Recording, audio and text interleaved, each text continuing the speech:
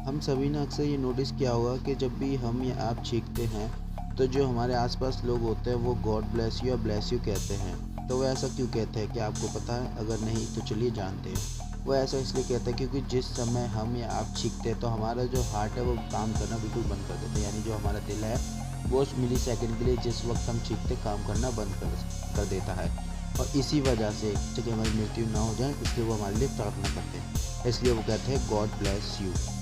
अच्छा लगा ये जानकर? अगर आपको अच्छा लगा हो तो एक लाइक तो जरूर बनता है। और इस ऐसी और वीडियो देखने के लिए हमारे चैनल टेक फैक्ट्स को सब्सक्राइब करना ना भूलिए। Till then bye.